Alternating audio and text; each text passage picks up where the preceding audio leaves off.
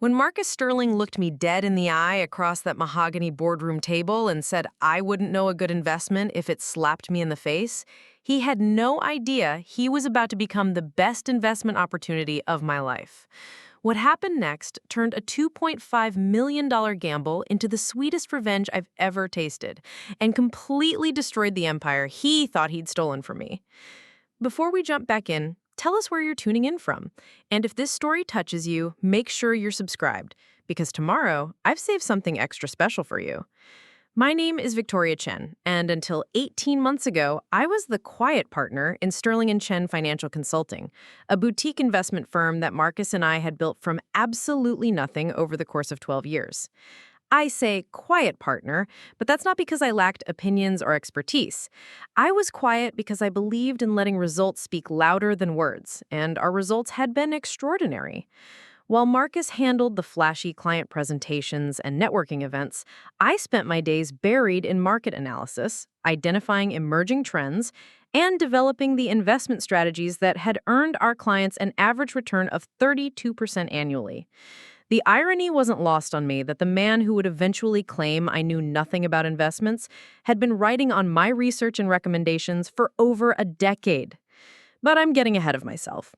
Let me start from the beginning, from the day everything I had worked for began crumbling around me. It was a Tuesday morning in September when I walked into our downtown Seattle office to find Marcus already in the conference room with someone I didn't recognize. Through the glass walls, I could see an elegant woman in her early 40s, impeccably dressed in what looked like designer everything.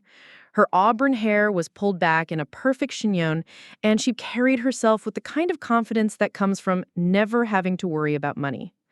Marcus spotted me and waved me over with an enthusiasm that immediately put me on guard.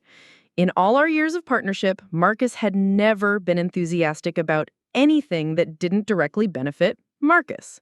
"Victoria, perfect timing," he called out as I entered the conference room. "I'd like you to meet Sophia Blackwood. She's considering becoming a major investor in the firm." I extended my hand to Sophia, noting her firm grip and the way her pale green eyes seemed to catalog every detail about me within seconds. "It's a pleasure to meet you, Ms. Blackwood. What type of investment were you considering?" "Please call me Sophia." Her voice was smooth, cultured, with just a hint of an accent I couldn't quite place.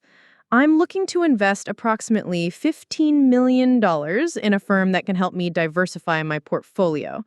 Marcus has been telling me wonderful things about your collaborative approach to investment strategy." Something about the way she said collaborative made my skin crawl, but I maintained my professional smile.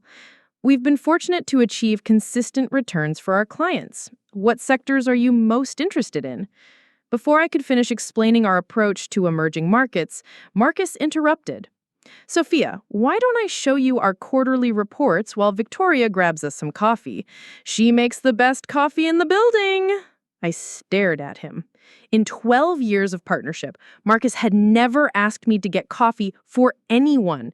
We had an assistant for that. And beyond that, I was his equal partner, not his secretary. But Sophia was watching our interaction with keen interest, and I didn't want to create a scene in front of a potential major investor. "Of course," I said smoothly, though inside I was seething. "How do you take your coffee, Sophia?" "Black, 2 sugars. Thank you so much, Victoria." As I left the conference room, I caught a glimpse of Marcus leaning closer to Sophia, his voice dropping to what I recognized as his most persuasive tone.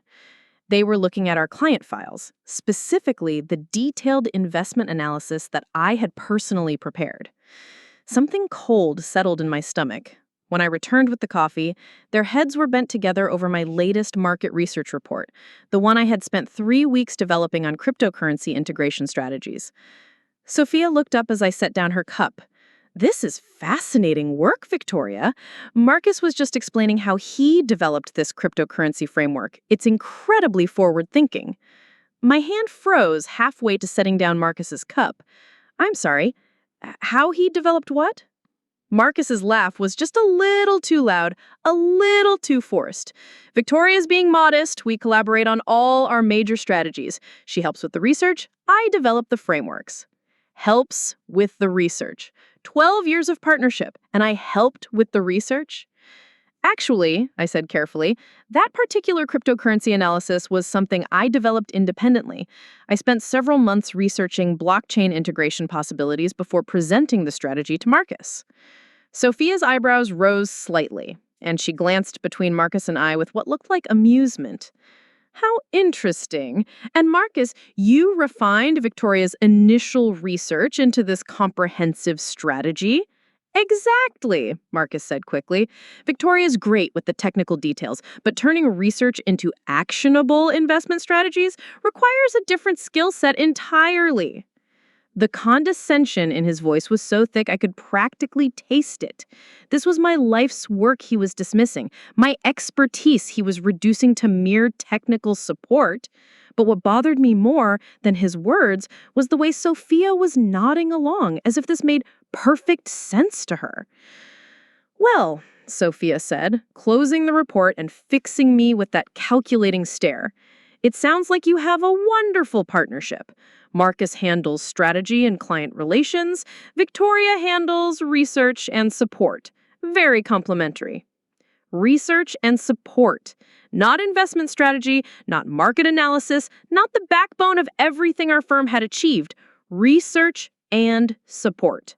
I should probably get back to my research then, I said, my voice tighter than I intended. It was lovely meeting you, Sophia. As I walked back to my office, I could hear them laughing about something, their voices low and conspiratorial. I closed my door and sat at my desk, staring at my computer screen without really seeing it. Something was happening, something that involved my life's work and my business partnership, and I was being systematically excluded from it. That afternoon, Marcus knocked on my office door with an expression I had never seen before. He looked almost nervous, but there was something else underneath it. Something that looked suspiciously like excitement. Victoria, we need to talk. I gestured to the chair across from my desk, the same chair he had sat in thousands of times over the years when we discussed client strategies, market trends, and business decisions. But today he remained standing. Sophia has made an offer, he began, his hands clasped behind his back. $15 million investment, just as she mentioned. But there are some conditions we need to discuss. What kind of conditions? Marcus walked to my window and stared out at the Seattle skyline for a long moment. She wants to restructure the partnership, make some changes to how we operate. I felt that cold sensation in my stomach again, stronger this time. What kind of changes? He turned back to face me, and I saw something in his expression that I had never seen before. Not nervousness, not excitement. It was pity. Victoria, you're brilliant at research. No one analyzes market trends better than you do. But Sophia has made me realize that we've been holding ourselves back by trying to be everything to everyone. She thinks we could be much more successful if we specialized. She wants to bring me on as the primary investment strategist, and she'd like to offer you a position as head of research and analysis. The words hit me like a physical blow. A position? Marcus, I'm not an employee. I'm your partner. You would be, in the research division. Sophia's investment would allow us to expand significantly, hire more analysts, maybe even open a second office. You'd have your own team, your own budget. Under your supervision. Under the firm's supervision, yes, Sophia would be taking on a significant ownership stake, naturally. With her investment, the partnership structure would need to change. I stared at him, trying to process what he was actually saying. You're asking me to give up my partnership in the company we built together so that your new investor can take control. I'm offering you the chance to focus on what you do best while being part of something much bigger than what we have now. What I do best? Marcus, I developed 70% of the investment strategies that built this company. I identified the clients that make up 60% of our revenue. I created the analytical frameworks that every other investment firm in the city is now trying to copy. He sighed, as if I was being unreasonably difficult. Victoria, you're a brilliant analyst, but you've never been comfortable with the business side of things. You don't like client presentations, you avoid networking events. You prefer to stay in your office with your computer models rather than actually selling our services. Because that was our arrangement. You handled sales, I handled strategy. That was how we decided to divide responsibilities 12 years ago. And it worked. For a while, but we've outgrown that model. Sophia can see the potential we have if we're willing to evolve. Evolve. As if my contributions to our success were some kind of evolutionary dead end. What exactly is Sophia's background? I asked. What's her experience in investment strategy? Marcus shifted uncomfortably. She's been very successful in private equity. She has an MBA from Wharton, and she's been involved in several major acquisitions over the past decade. That doesn't answer my question. What's her specific experience in the kind of investment analysis we do? Victoria, she's offering us $15 million. I think her credentials speak for themselves. Her money speaks for itself. I asked about her credentials. The silence stretched between us, and in that moment, I realized that Marcus had already made his decision. This wasn't a discussion or a negotiation. This was him informing me of what was going to happen, whether I liked it or not. What if I say no? I asked quietly. Then you say no. But Sophia's offer is contingent on restructuring the firm. Preparing and narrating this story took us a lot of time. So if you are enjoying it, subscribe to our channel. It means a lot to us. Now, back to the story. If you're not willing to adapt to the new model, then we'll have to discuss other arrangements. Other arrangements, like buying out my partnership, like forcing me out of the company I had helped build from nothing. I need time to think about this, I said. Marcus nodded, but I could see the impatience in his eyes. Of course, take all the time you need, but Sophia is only in town for a few more days, so we'll need an answer soon. After he left, I sat in my office as the afternoon light faded into evening, trying to understand how my life had changed so dramatically in the span of a single day. This morning, I had been the co-founder of a successful investment firm, an equal partner in a business that was the result of 12 years of hard work and dedication. Tonight, I was being offered a job as head of research at my own company, reporting to my former partner and his new investor. I pulled up our partnership agreement on my computer and read through it carefully, looking for loopholes or protections I might have forgotten. The document was clear.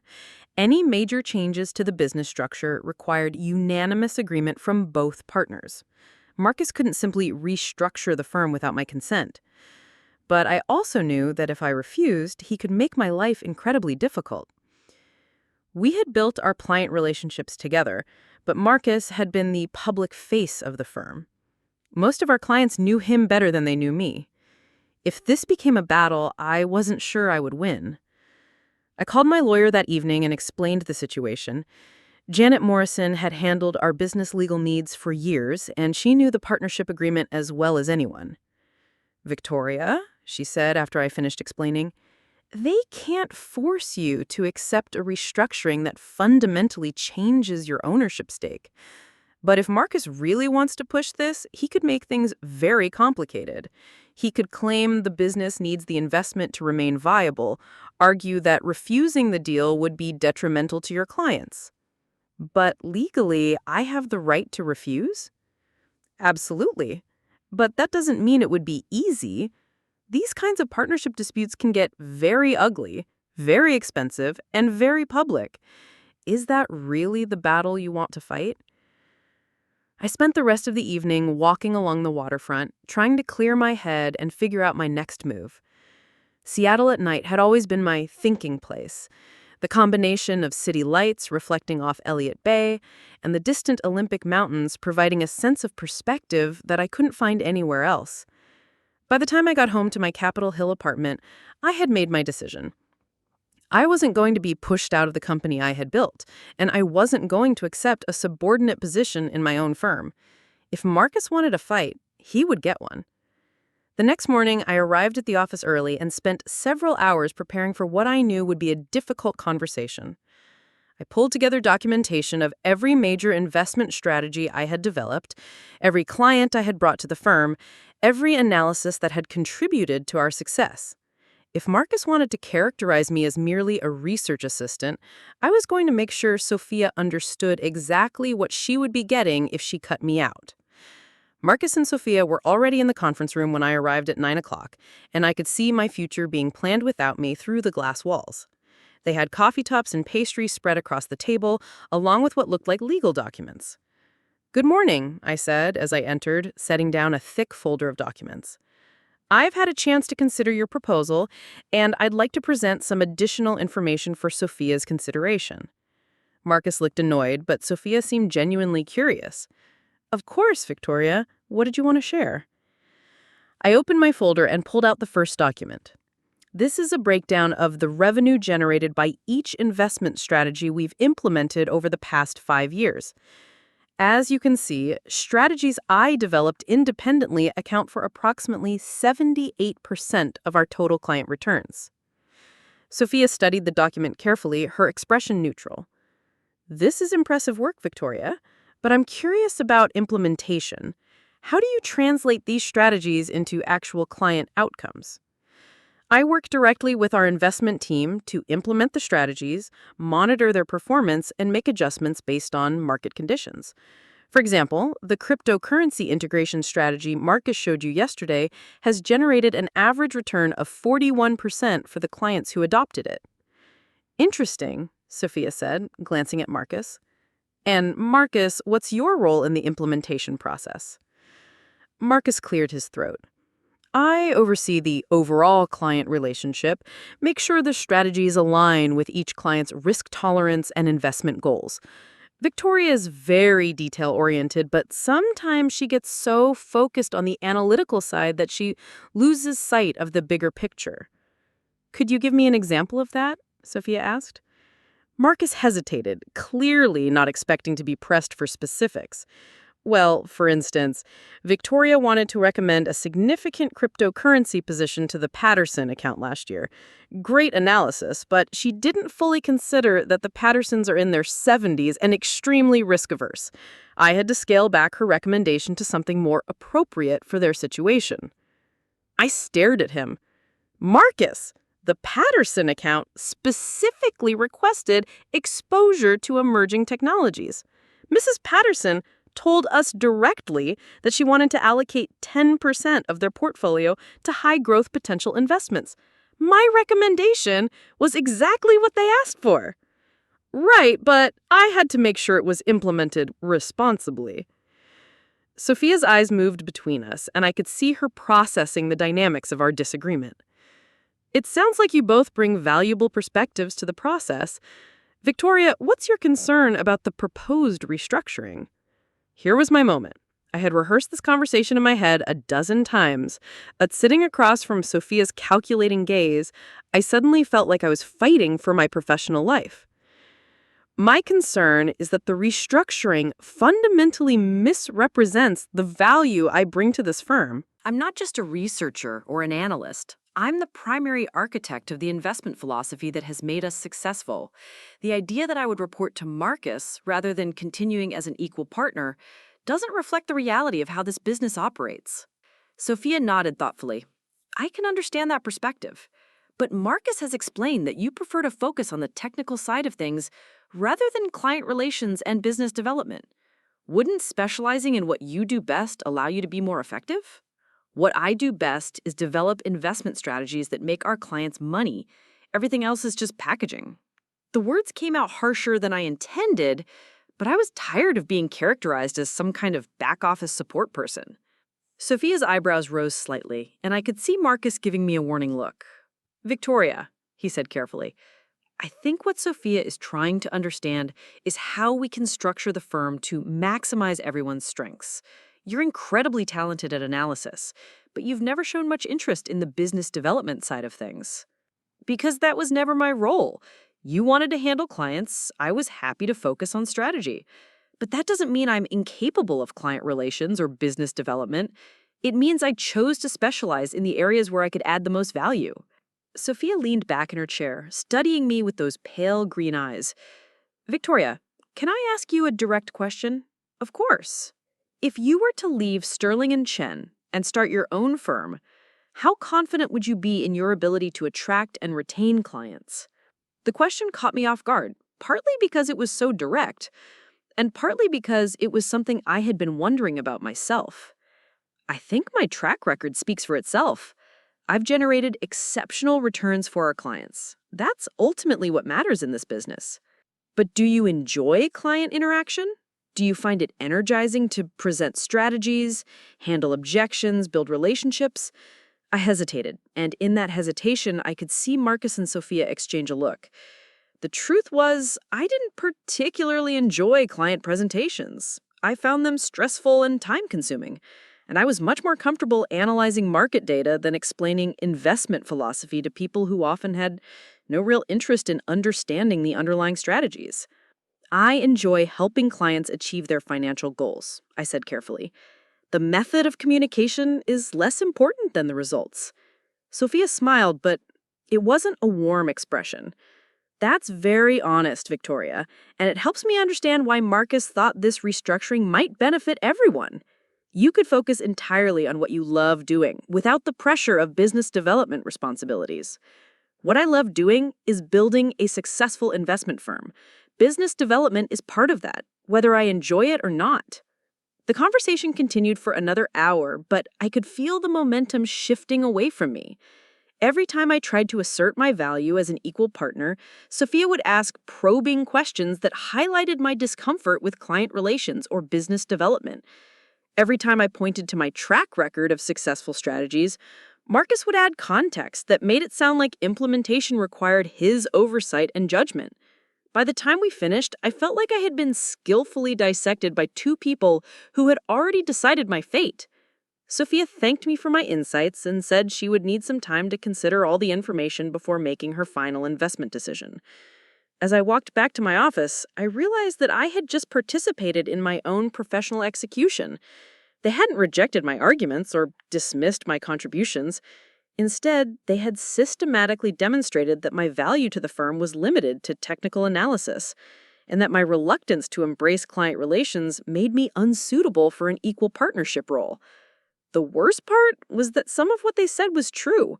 I did prefer working with data to working with people. I was more comfortable developing investment strategies than selling them. But that had been a choice based on our partnership structure, not a fundamental limitation of my capabilities. That afternoon, Marcus knocked on my office door again.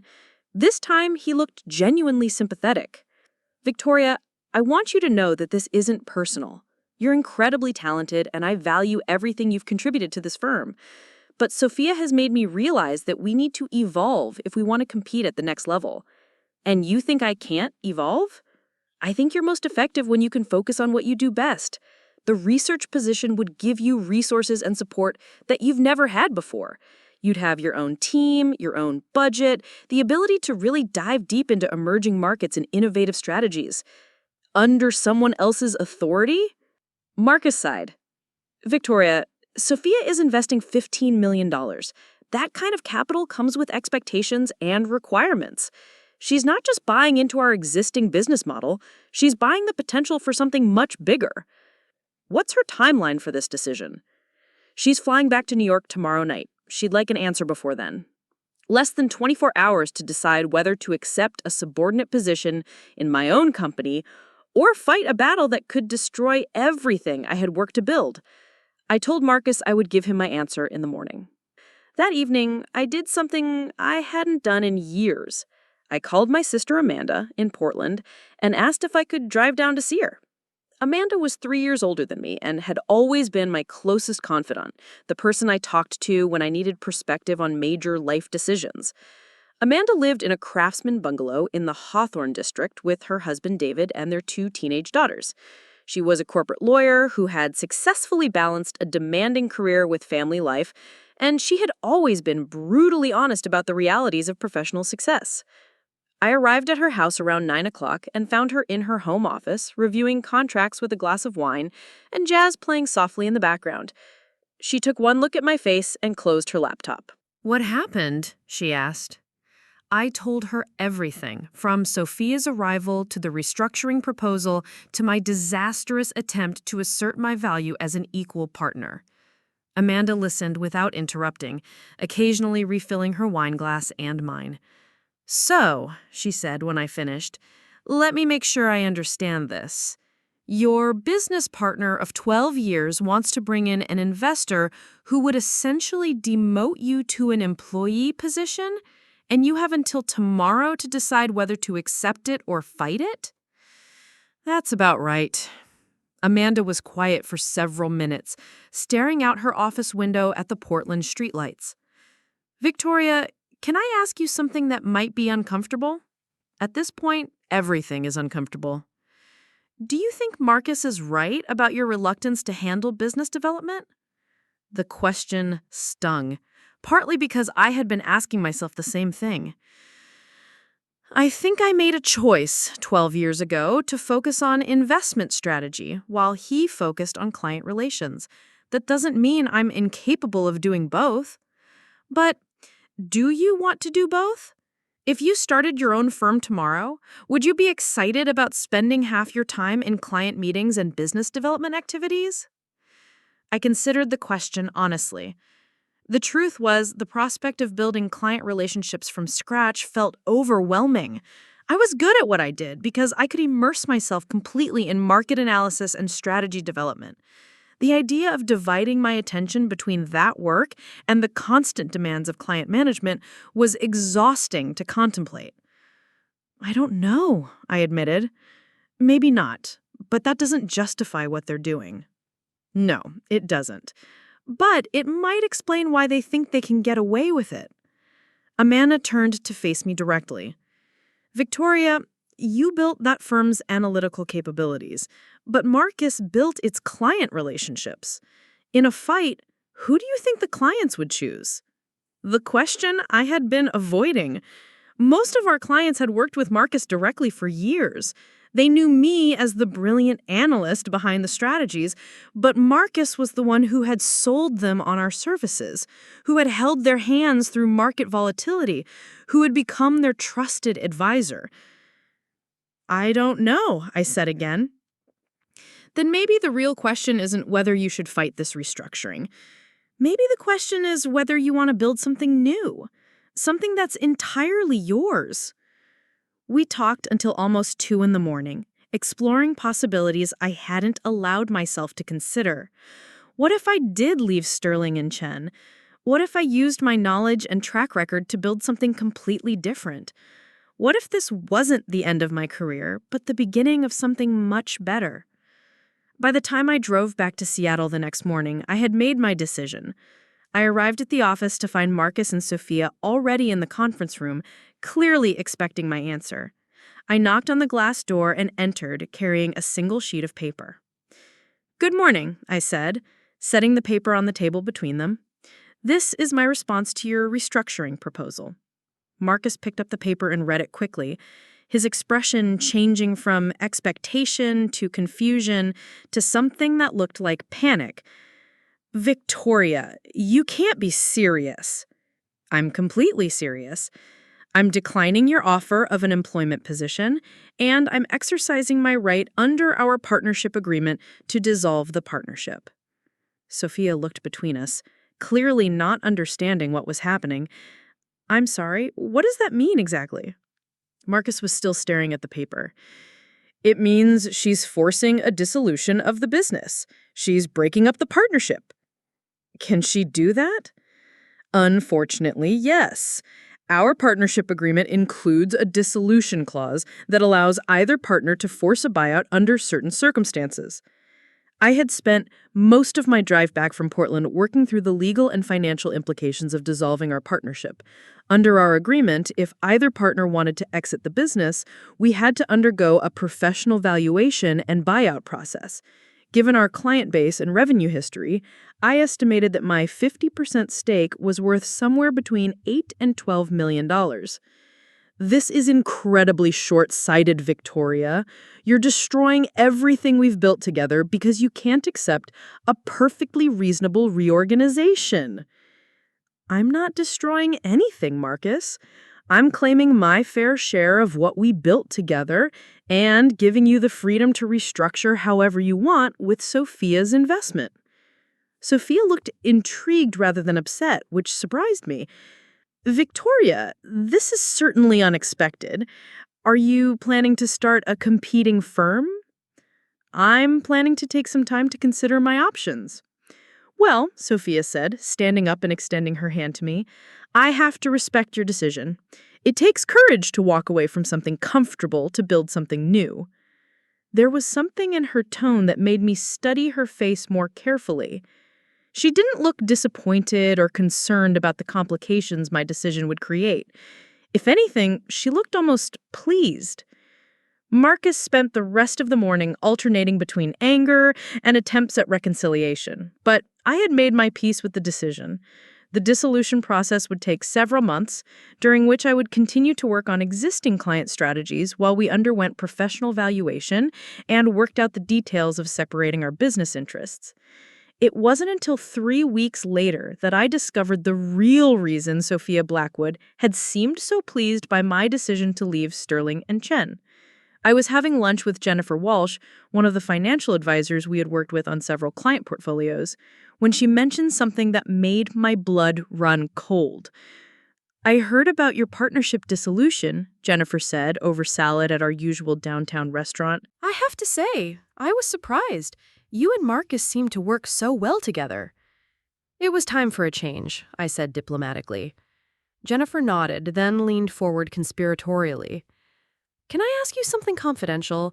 Do you know anything about Marcus's new investor, Sophia Blackwood? Not much beyond what she told us. Why? Because I've been doing some research, and I can't find any record of successful private equity investments under her name. Her Wharton MBA checks out, but her professional history is surprisingly thin for someone claiming to invest $15 million. I set down my fork. What do you mean thin? I mean, I can find references to her involvement in several acquisitions, but always as a secondary player, never as the primary investor. And the most recent deals I can find are from over 3 years ago. That evening, I called Janet Morrison and asked her to conduct a more thorough background check on Sophia Blackwood. What she found over the next week changed everything I thought I understood about what had happened to my partnership. Sophia Blackwood did have an MBA from Wharton, but she had graduated 15 years ago, not 10, as she had implied. Her early career had been promising, with positions at 2 major private equity firms, but she had been let go from her last permanent position 4 years ago following what Janet delicately described as irregularities in client fund management. For the past 3 years, Sophia had been working as a consultant, helping business owners identify acquisition targets and restructure existing partnerships. She specialized in what the industry called partnership disruption, identifying successful partnerships where one partner might be convinced to squeeze out the other.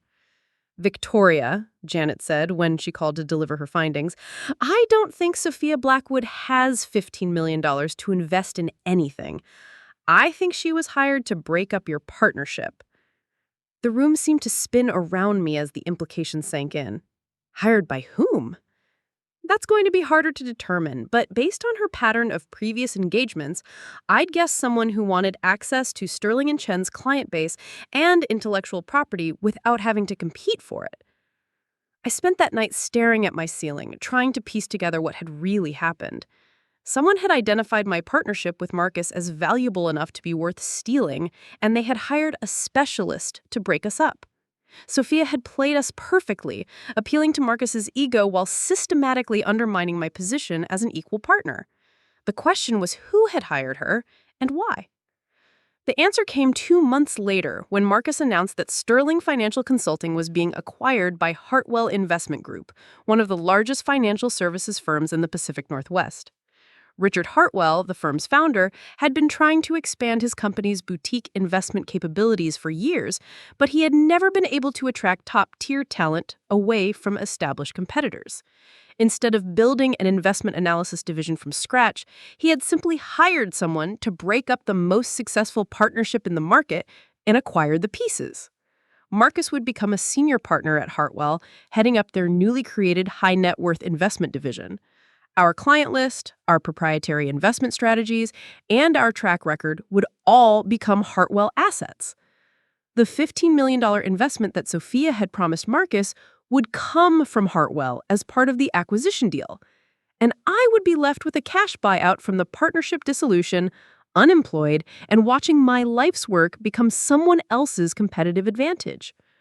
I called Marcus the day after the acquisition was announced, and he had the grace to sound embarrassed when he answered the phone. Victoria, I can explain. Can you? Because from where I'm sitting, it looks like you conspired to steal everything we built together. It wasn't like that. The acquisition opportunity came up after you decided to dissolve the partnership. Hartwell approached me about joining their firm, and it seemed like a natural fit. And Sophia Blackwood? Was she a natural fit too? There was a long pause. I don't know what you mean. I mean the partnership disruption specialist you hired to convince me to leave so you could sell our firm to Hartwell without having to split the acquisition price with me. Another pause, longer this time. Victoria, I never hired anyone to do anything. Sophia came to us with a legitimate investment offer. An investment offer from someone who doesn't have $15 million and whose last 3 projects involved breaking up successful partnerships for acquisition purposes.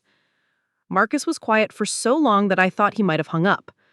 When he finally spoke, his voice was different, smaller. I didn't know Victoria. I swear to you, I didn't know who she was or why she was really there. When Hartwell approached me after the dissolution, I thought it was just good timing. Do you expect me to believe that? I don't know what I expect anymore, but I never meant for things to happen this way. You were my partner, my friend. I thought the restructuring was the best solution for both of us. The best solution for both of us would have been to turn down Sophia's offer and continue building the business we started together. Maybe you're right, but it's too late for that now. I hung up the phone and sat in my apartment, surrounded by boxes of files and documents from 12 years of partnership, trying to figure out what to do next. I had been outmaneuvered by people who were smarter and more ruthless than I had imagined, and everything I had worked for was gone. But as I sat there feeling sorry for myself, something Amanda had said during our late-night conversation in Portland came back to me. Maybe this wasn't the end of my career. Maybe it was the beginning of something much better. Over the next few weeks, I started making phone calls, not to potential investors or business partners, but to the clients Marcus and I had worked with over the years. I wanted to understand how they viewed our partnership dissolution and what they thought about the Hartwell acquisition. What I discovered was that while most clients were loyal to Marcus personally, they were deeply concerned about their investment strategies being absorbed into a large corporate structure. Several clients told me directly that they had chosen Sterling and Chen specifically because we were a small, specialized firm that could provide personalized attention and innovative strategies. The more conversations I had, the more I realized that there might be an opportunity to build something new, something that could compete directly with what Marcus and Hartwell were creating. But I would need capital, expertise in business development, and most importantly, I would need someone who understood how to fight the kind of corporate acquisition game that had just destroyed my partnership. That's when I remembered something Sophia Blackwood had said during one of our meetings. She had mentioned that her previous projects involved partnership disruption, but she had also talked about her experience with competitive positioning and market entry strategies. What if I could find someone with similar expertise, but someone who would work for me instead of against me? What if I could fight fire with fire? The idea was crazy, but as I thought about it more, it started to make sense. I needed someone who understood how large firms like Hartwell operated, someone who knew how to identify and exploit their weaknesses, someone who could help me turn the tables on the people who had outmaneuvered me. I spent the next month researching partnership disruption consultants, competitive intelligence specialists, and business restructuring experts. What I was looking for was someone with Sophia's skills, but different motivations, someone who would help me build something rather than tear something down. That's how I found Elena Rodriguez. Elena Rodriguez was nothing like what I had expected when I first walked into her downtown Vancouver office 6 weeks after discovering the truth about Sophia Blackwood. I had been expecting someone polished and corporate, another version of Sophia with her designer suits and calculated charm. Instead, I found myself facing a woman in her early 50s with silver-streaked black hair pulled back in a practical ponytail, wearing jeans and a Northwestern University sweatshirt, sitting behind a desk covered in legal documents and empty coffee cups. Her office was in a converted warehouse in Gastown, the kind of space that screamed creative startup rather than corporate consulting. The exposed brick walls were covered with whiteboards showing flowcharts, timeline diagrams, and what looked like organizational charts for various companies. One entire wall was devoted to a massive map of North America, with colored pins marking different locations. "Victoria Chen," she said, standing up to shake my hand. "I've been looking forward to this meeting ever since you called. Your situation is exactly the kind of challenge I live for." Elena's grip was firm, her dark eyes sharp and assessing, but there was a warmth in her manner that immediately put me at ease. This was someone who had clearly seen every type of corporate betrayal imaginable and wasn't shocked by anything. "Thank you for agreeing to meet with me," I said, settling into the chair across from her desk. "I have to admit, I'm not entirely sure what I'm looking for. I just know I need help from someone who understands how these kinds of manipulations work." Elena poured herself another cup of coffee from a French press and offered me one, which I gratefully accepted. It had been a long drive up from Seattle, and I had barely slept the night before, my mind racing through all the different ways this conversation could go. "Let me start by telling you a bit about myself," Elena said, settling back in her chair. "I spent 15 years working for various private equity firms, mostly handling acquisition due diligence and competitive analysis. I was good at it, probably too good. I could identify weaknesses in target companies that other analysts missed, find leverage points that could be exploited during negotiations." She paused to take a sip of coffee, studying my face. "The problem was, I started to realize that I was helping destroy a lot of good businesses and good partnerships. Companies that were profitable and well-run, but vulnerable to the right kind of pressure. After a while, it started keeping me up at night." "What made you change directions?" I asked. "About 8 years ago, I was working on an acquisition target in Portland. Small, family-owned manufacturing company that had been in business for 3 generations. Great products, loyal employees, solid financials. But the founder's son had gotten into some personal financial trouble, and we were able to exploit that situation to force a sale at well below market value." Elena's expression darkened as she continued. "6 months after the acquisition, my client gutted the company, moved production offshore, laid off 200 employees, sold the real estate. The acquisition had never been about building or improving anything. It was just about extracting value and moving on." "That must have been difficult to watch," I said. "It was devastating. But what really got to me was realizing that the son who had forced the sale, he wasn't a bad person, he had just been in a vulnerable position, and we had systematically exploited that vulnerability. He lost his family business, his employees lost their jobs, and an entire community lost a major employer, all because we were better at playing games than they were." Elena stood up and walked to one of the whiteboards, pointing to a diagram that showed interconnected circles and arrows. That's when I realized that the same skills I had been using to tear companies apart could be used to help people fight back. I started my own consulting practice, specializing in what I call defensive competitive strategy. "What does that mean exactly?" I asked. "It means I help people who are being targeted by corporate predators. I analyze the attacker's strategies, identify their weaknesses, and develop counter-strategies that can either prevent the attack or turn the tables entirely." She paused to return to her seat and pulled out a thick folder. "I've been researching your situation since you called, and I have to say it's a textbook example of partnership disruption. Sophia Blackwood is very good at what she does, but she follows predictable patterns."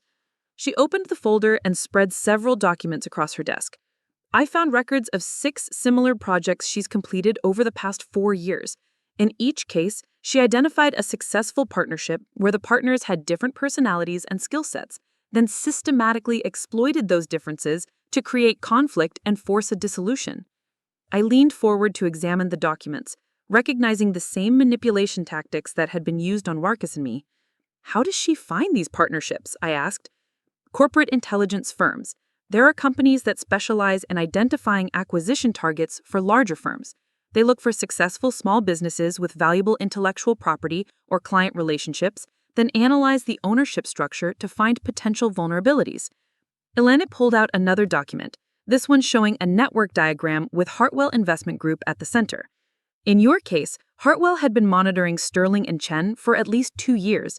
They knew your revenue numbers, your client retention rates, your individual contributions to the business. They identified you as the primary strategic brain behind the operation, and Marcus as the client relationship manager. And they realized that they could get the business for a fraction of its true value by breaking up the partnership. Exactly. Instead of competing with you or making a legitimate acquisition offer for the whole company, they hired Sophia to create the conditions where Marcus would essentially sell them your half of the business without having to pay you for it. The scope of the manipulation was staggering. This wasn't just about Sophia showing up with a fake investment offer. It was the result of years of intelligence gathering and strategic planning by people who specialized in corporate theft. So what can we do about it? I asked. Elena smiled, and for the first time since walking into her office, I felt a spark of hope. We can beat them at their own game, but first, I need to understand what you want to achieve. Are you looking for financial compensation? Do you want to destroy Hartwell's acquisition? Do you want to rebuild your own competing firm? I had been asking myself the same questions for weeks, and I still wasn't entirely sure of the answer. I want justice, I suppose. I want them to face consequences for what they did, but more than that, I want to prove that they underestimated me. Good. Revenge is a powerful motivator, but it needs to be channeled strategically. Elena pulled out a pen and started sketching on a legal pad. Here's what I think we should do. We're going to create a competing firm that specifically targets Hartwell's vulnerabilities. We're going to use their own tactics against them, but we're going to do it better. How? By recruiting someone who knows exactly how Hartwell operates, someone who has access to their strategic plans and client information, someone who has been betrayed by them just as badly as you were. Elena's pen moved across the page, drawing connections between different names and companies. Every corporate predator creates enemies. The question is finding the right enemy and convincing them to work with you instead of against you. Over the next 3 hours, Elena walked me through her research on Hartwell Investment Group. The company had grown rapidly over the past decade through aggressive acquisitions and partnership disruptions, but that growth had created internal tensions and burned bridges throughout the industry. The most interesting discovery was that Hartwell had recently forced out one of their senior partners, a woman named Catherine Walsh, who had been instrumental in building their acquisition strategy. Catherine had been pushed out 6 months earlier after questioning the ethics of some of Hartwell's tactics, and she had been fighting a non-compete agreement that prevented her from working for any competing firm. Catherine Walsh, Elena said, circling the name on her diagram, 15 years at Hartwell, architect of their acquisition methodology, intimate knowledge of their client relationships and strategic plans, and according to my sources, she's furious about how she was treated. Would she be willing to work with us? That depends on what we can offer her. Catherine's not just looking for employment, she's looking for vindication. She wants to prove that Hartwell's tactics are unsustainable and unethical. If we can give her a platform to do that while building something better, I think she'd be very interested. Elena's plan was audacious and complex, but as she explained it, I began to see how it could work. Instead of trying to compete with Hartwell directly, we would create a firm that specialized in serving clients who had been damaged by corporate predators like Hartwell. We would position ourselves as the ethical alternative, the firm that protected valuable partnerships instead of destroying them. The beauty of this approach, Elena explained, is that it turns their greatest strength into a weakness. Hartwell has made a lot of enemies over the years. Every partnership they've broken up, every business they've gutted, every employee they've laid off, those are all potential allies for us. But the centerpiece of Elena's strategy was something she called a reverse acquisition. Instead of trying to steal Hartwell's clients through traditional competition, we would identify the specific clients who had been most damaged by Hartwell's approach and offer them something that Hartwell could never provide: investment strategies designed to protect them from future corporate predators. You're talking about turning my expertise in investment strategy into a defensive weapon, I said, beginning to understand the full scope of what Elena was proposing. I'm talking about turning your expertise into the foundation for an entirely new type of investment firm, one that doesn't just generate returns for clients, but actively protects their assets and business relationships from the kind of manipulation you experienced. As Elena talked, the more excited I became. This wasn't just about getting revenge on Marcus and Hartwell.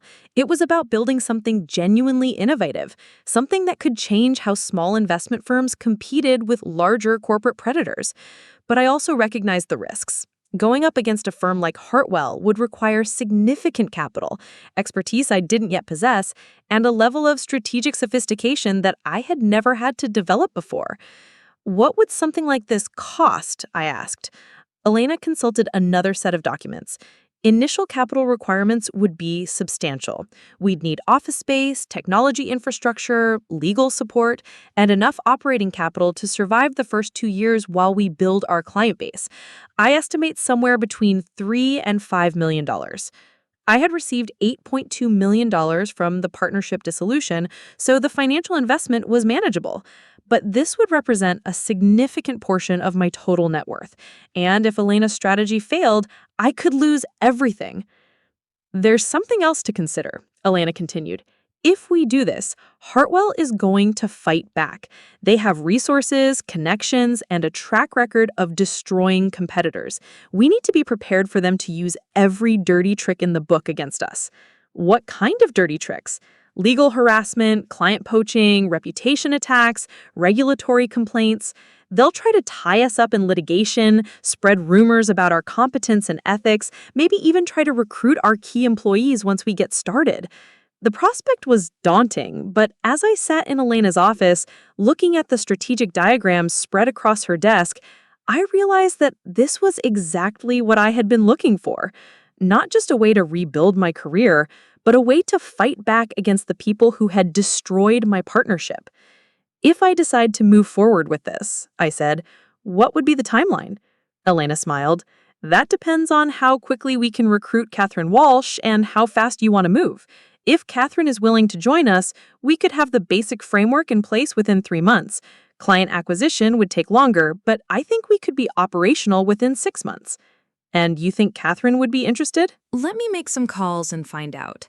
But, Victoria, before we go any further, I need to make sure you understand what you're committing to. This isn't just about building a new investment firm. This is about declaring war on one of the most powerful financial services companies in the region. Are you sure you're ready for that kind of fight? I thought about Marcus sitting in that conference room with Sophia, dismissing 12 years of partnership as if it had meant nothing. I thought about Hartwell executives calculating how they could steal my life's work without having to pay for it. I thought about all the other small business owners and partnership who had been destroyed by the same tactics. I'm ready, I said. Elena's smile widened. Then let's get started. The first step in Elena's plan was approaching Catherine Walsh, but that turned out to be more complicated than either of us had anticipated. Catherine was still bound by the non-compete agreement she had signed with Hartwell, which prevented her from working for any competing financial services firm for 18 months. She was also involved in ongoing litigation with Hartwell over severance payments and stock options, which made her reluctant to take any actions that might be seen as retaliatory. Elena arranged for me to meet Catherine at a coffee shop in downtown Seattle, neutral territory where we could have a preliminary conversation without creating any legal complications. I arrived early and chose a table in the back corner, away from other customers, and spent 20 minutes reviewing the notes Elena had prepared about Catherine's background and her conflict with Hartwell. Catherine Walsh was exactly what I expected from a senior partner at a major financial services firm. Impeccably dressed in a charcoal gray suit, silver hair styled in a precise bob, carrying herself with the kind of confidence that comes from 30 years of success in a male-dominated industry.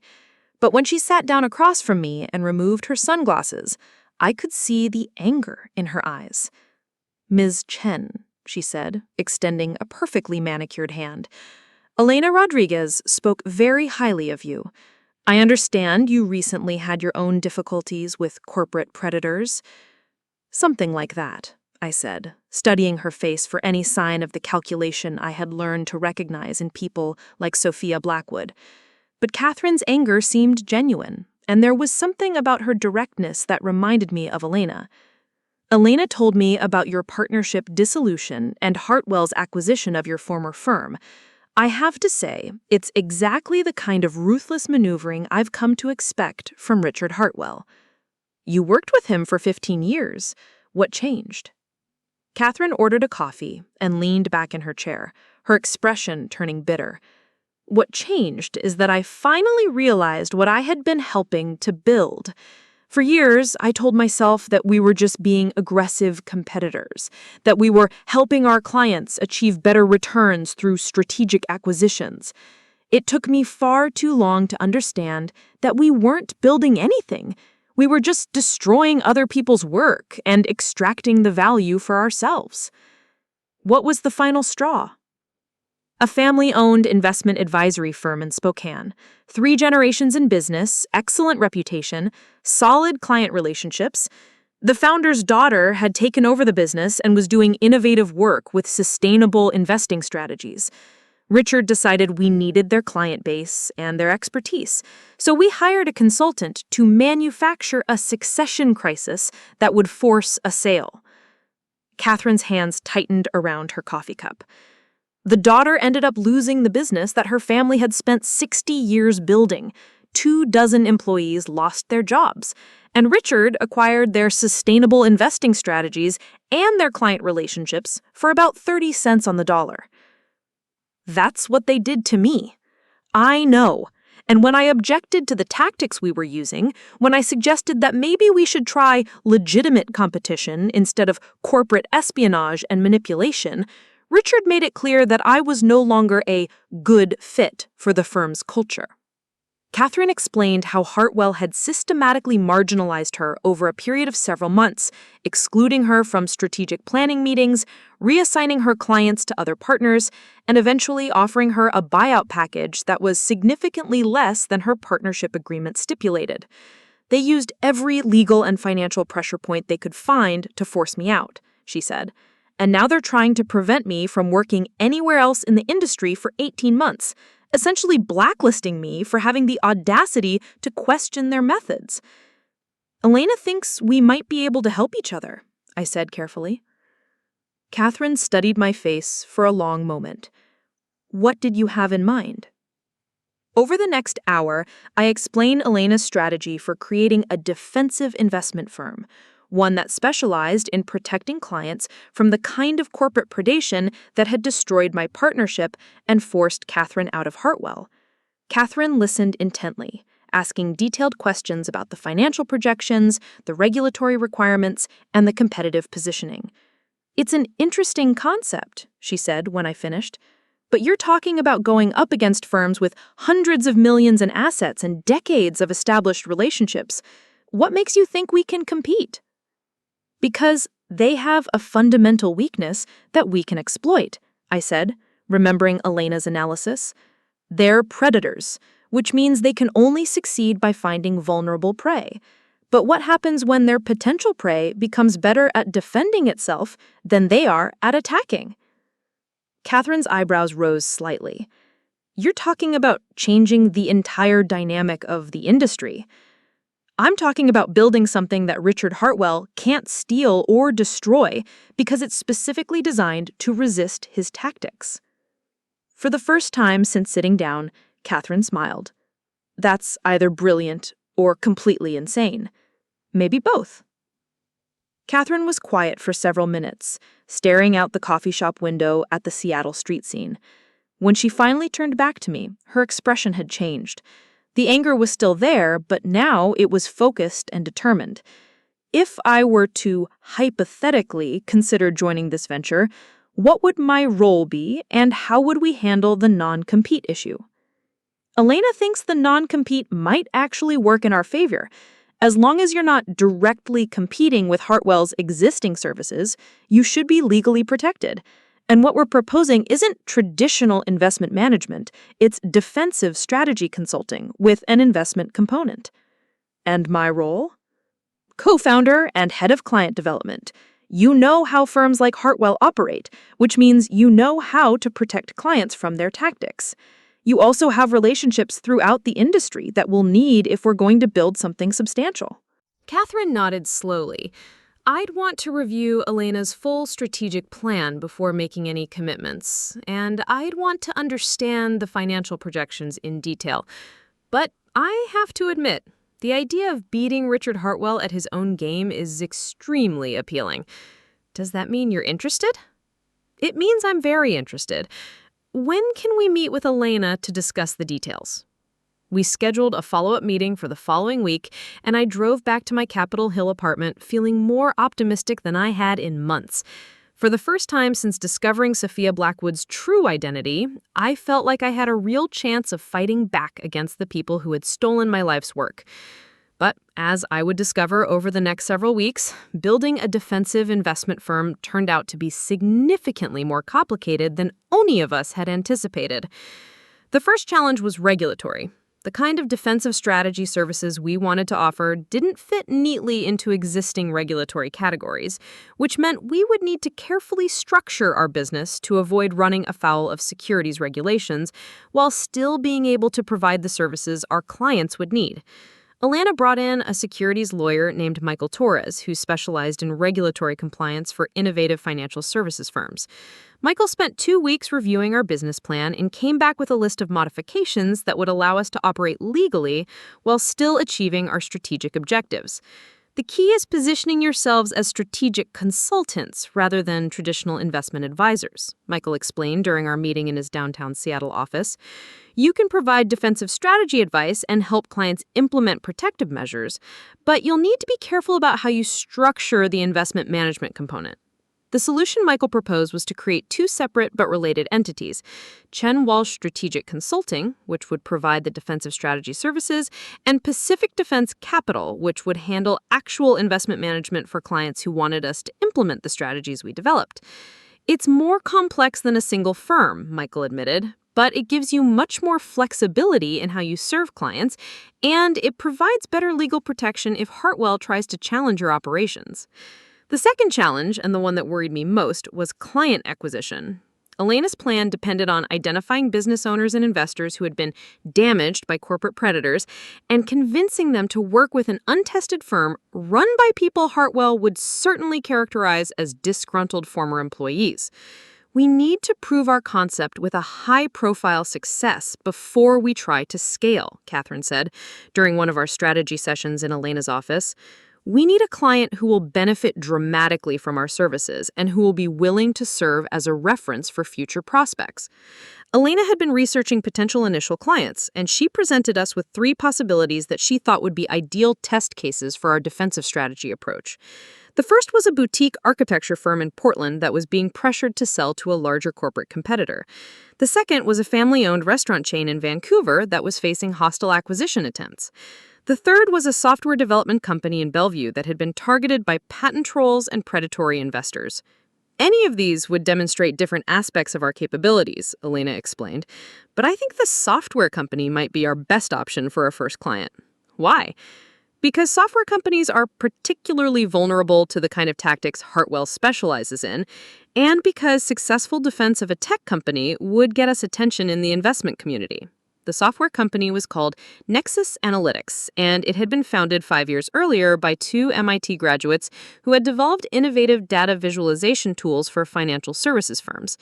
The company was profitable and growing rapidly, but it had attracted the attention of several larger tech companies that wanted to acquire their technology and eliminate them as competitors.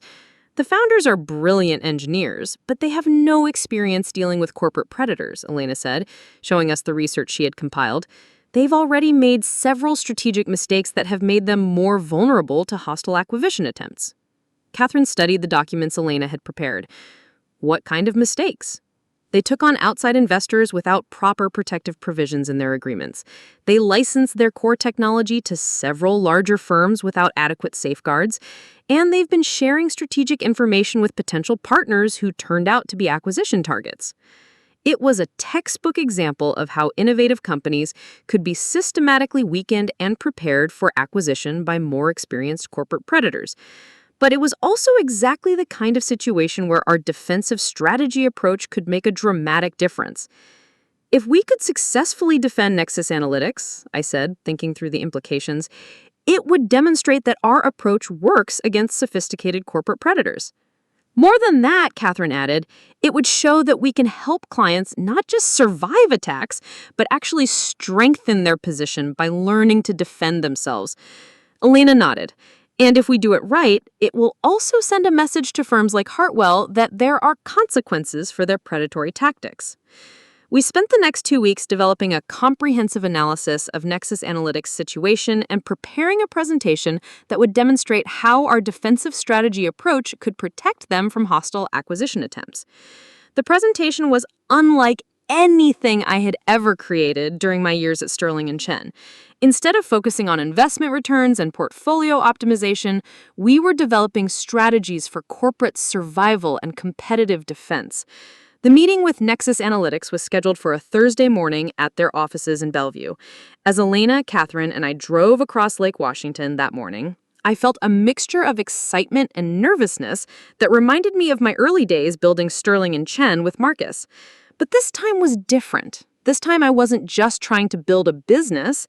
I was trying to prove that people like Sophia Blackwood and Richard Hartwell could be beaten, that their predatory tactics weren't invincible, and that there was an alternative to being either predator or prey in the corporate world. The Nexus Analytics offices were located in a converted warehouse in Bellevue's growing tech district, and the atmosphere was exactly what I expected from a successful startup. Exposed concrete ceilings, modern furniture, whiteboards covered in incomprehensible diagrams, and the kind of focused energy that comes from smart people working on challenging problems. David Kim and Sarah Martinez, the co-founders, met us in their conference room, which had floor-to-ceiling windows overlooking the Cascade Mountains. Both were in their early 30s, casually dressed, and clearly brilliant, but I could see the stress in their faces that came from dealing with problems outside their area of expertise. Elena Rodriguez spoke very highly of your firm. She said you specialize in helping companies defend themselves against hostile acquisition attempts. That's one way to put it. We help companies protect themselves from corporate predators who use manipulation and pressure tactics to force undervalued acquisitions.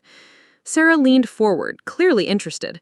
That's exactly what we're dealing with. We've had 3 different firms approach us in the past 6 months with what they called partnership opportunities, but it became clear that they were really trying to position themselves to acquire our technology. Elena opened her laptop and pulled up the analysis we had prepared. We've been researching your situation, and we think we understand what you're facing. Would it be helpful if we walked through what we've discovered? For the next hour, we presented our analysis of Nexus Analytics vulnerabilities and the strategies that their potential acquirers were likely using to weaken their position. David and Sarah listened intently, occasionally asking questions that demonstrated they understood exactly what we were describing. The good news, I explained, is that most of these tactics only work if the target company doesn't understand what's happening. Once you recognize the strategies being used against you, they become much less effective. The better news, Catherine added, is that companies that successfully defend themselves against predatory tactics often emerge stronger than they were before the attacks began. By the end of the presentation, David and Sarah were clearly convinced that we understood their situation and had viable solutions to offer. But I could also see them exchanging glances that suggested they had concerns about working with an untested firm. "This is exactly the kind of help we need," Sarah said finally. "But I have to ask, what's your track record with this kind of defensive strategy work?" It was the question we had been dreading and preparing for. Elena had coached us on how to handle it, but sitting across from potential clients who were trusting us with their life's work, the answer felt inadequate. "Chenwell Strategic is a new firm," Catherine said honestly, "but our combined experience in corporate strategy and competitive analysis spans over 25 years.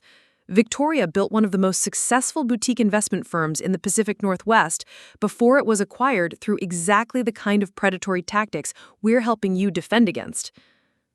And Catherine spent 15 years as a senior partner at one of the largest corporate acquisition firms in the region, Elena added. She knows how these predators operate because she used to be one of them. David and Sarah exchanged another look, and I could see them weighing the risks of working with an unproven firm against the certainty that they needed help from someone who understood their situation. "What would your engagement look like?" David asked. "How would this actually work?" Catherine pulled out the service proposal we had developed. We'd start with a comprehensive vulnerability assessment, identifying all the ways your company could be weakened or manipulated by potential acquirers. Then we'd develop specific countermeasures for each vulnerability, along with proactive strategies to strengthen your defensive position. The investment management component would be optional, I added. Some clients want us to help them implement financial strategies that make hostile acquisition more difficult or expensive. Others prefer to work with their existing financial advisors and just use our strategic consulting services. "And the timeline?" Sarah asked. "Initial vulnerability assessment would take about 3 weeks," Elena replied. "Full defensive strategy implementation could take 3 to 6 months, depending on how complex your situation is and how comprehensive you want the protective measures to be." David and Sarah asked detailed questions about our methodology, our fees, and our availability, and by the end of the meeting, I felt cautiously optimistic that we had made a good impression. They promised to discuss our proposal and get back to us within a week. As we drove back to Seattle that afternoon, I realized that regardless of whether Nexus Analytics became our first client, the meeting had been a success in ways I hadn't expected. For the first time since discovering Sophia Blackwood's true identity, I felt like I was building something meaningful rather than just reacting to what had been done to me. "How do you think that went?" I asked Elena and Catherine. "Better than I expected," Catherine replied. "They understand the value of what we're offering, and they clearly need our help. The question is whether they're willing to take a risk on a new firm." Elena was more optimistic. "I think they'll hire us. They're smart enough to recognize that we're offering something they can't get anywhere else. And they're desperate enough to take some risks." 3 days later, David Kim called to tell us that Nexus Analytics wanted to move forward with a full engagement. We had our first client, and our first chance to prove that Elena's defensive strategy concept could work in the real world. But as we would discover over the next several months, successfully defending Nexus Analytics would require us to confront not just abstract corporate predators, but the specific people who had destroyed my partnership and forced Catherine out of Hartwell. The war was just beginning. The first sign that our defensive strategy was working came 3 weeks into our engagement with Nexus Analytics, when David Kim called me at 7 in the morning with barely contained excitement in his voice. "Victoria, you're not going to believe this. That acquisition offer we told you about from Meridian Technologies, the one where they wanted to license our core algorithms and gradually buy us out, they just withdrew completely. No explanation, no negotiation. They just sent a formal letter saying they're no longer interested in any kind of partnership." I set down my coffee cup and walked to the window of my new office space in the Columbia Center, looking out over Elliott Bay while processing what David had told me. That's actually not surprising. How are you feeling about it? Honestly, relieved, but also confused. 3 weeks ago, they were calling twice a day trying to set up meetings, and now they've completely disappeared. What changed? What had changed was that Catherine and Elena had spent those 3 weeks systematically dismantling the vulnerabilities that made Nexus Analytics an attractive acquisition target. We had restructured their investor agreements to include poison pill provisions, created strategic partnerships that would make hostile acquisition prohibitively expensive, and most importantly, we had helped David and Sarah understand exactly how companies like Meridian operated. David, remember when we walked through Meridian's acquisition strategy during our second meeting, how they typically spend 6 to 12 months weakening a target company before they make their move? Right, the whole process of creating dependency relationships and then exploiting them. Well, we've been systematically eliminating those vulnerabilities, Meridian probably realized that their standard playbook wasn't going to work anymore, so they decided to find easier prey. There was silence on the other end of the line. Then David's voice came back with a mixture of amazement and something that sounded like anger. You mean they were never really interested in partnering with us?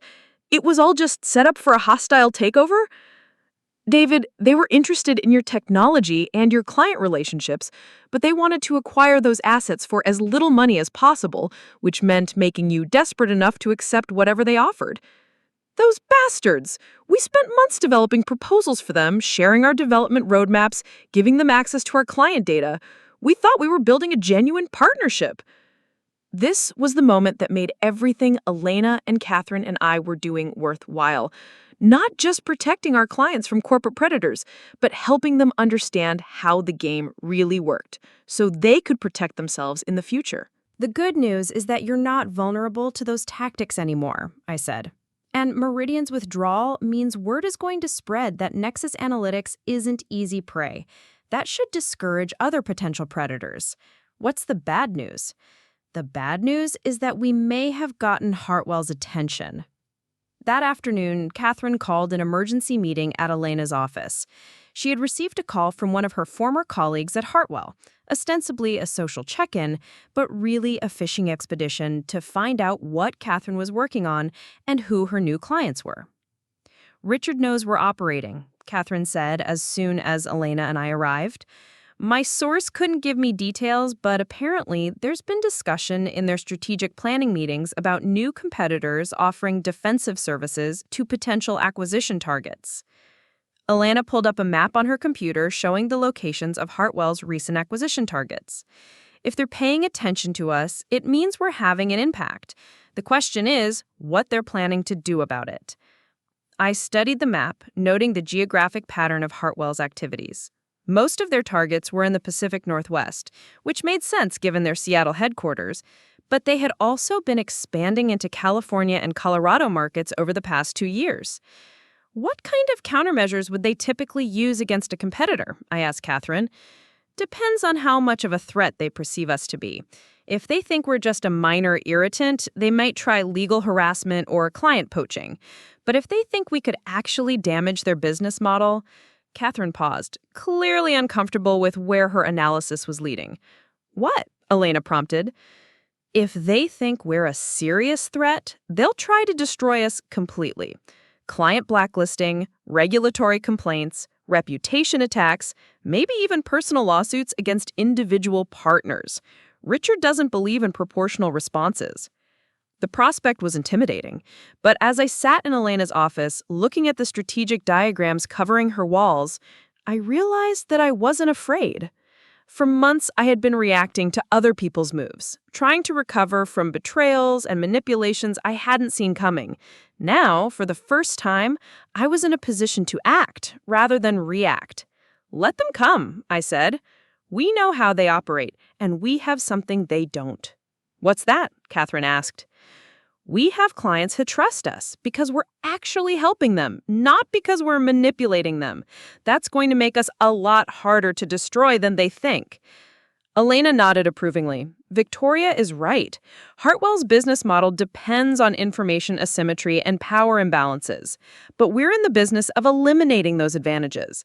The more they attack us, the more we'll be able to demonstrate to potential clients why they need our services. Over the next month, we discovered just how right Elena had been. Hartwell's initial response to our success with Nexus Analytics was subtle but systematic. They began approaching our potential clients with preemptive acquisition offers, trying to snap up vulnerable companies before we could help them develop defensive strategies. They also started spreading rumors in industry circles that Chen Walsh Strategic was being funded by foreign investors who were trying to destabilize American technology companies. The rumor was ridiculous, but in the paranoid atmosphere of the tech industry, even ridiculous rumors could damage reputations and create problems with potential clients. Most troubling, they filed a complaint with the Securities and Exchange Commission claiming that our defensive strategy services constituted unlicensed investment advice and market manipulation. The complaint was clearly frivolous, but responding to it required expensive legal assistance and created uncertainty about our regulatory status. "This is exactly what I expected," Catherine said during one of our strategy sessions. "Richard is trying to tie us up in legal and regulatory problems while simultaneously undermining our market credibility. It's corporate warfare 101.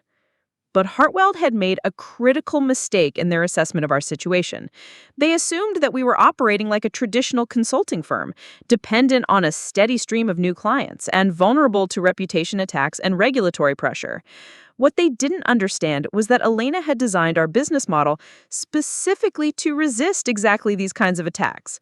Instead of trying to compete for the same clients Hartwell was targeting, we had positioned ourselves as the solution for companies that had already been damaged by corporate predators. Every attack Hartwell made against us actually validated our core message and made potential clients more likely to seek our help. The breakthrough came when Sarah Martinez from Nexus Analytics called to tell us that Meridian Technologies had approached her company again, this time with a much more aggressive strategy. "They're not trying to acquire us anymore," Sarah explained during our conference call. "Now they're trying to destroy us. They filed patent infringement lawsuits against 3 of our major clients, claiming that our visualization algorithms violate their intellectual property rights. They're also spreading rumors that our software contains security vulnerabilities." Elena leaned forward, clearly excited by this development. "Sarah, this is actually perfect. Meridian just escalated from predatory acquisition tactics to direct competitive sabotage. That gives us a much stronger legal and strategic position to work from." "How is this perfect? They're trying to destroy our business." "Because now we can help you fight back in ways that will permanently protect you from future attacks," I explained.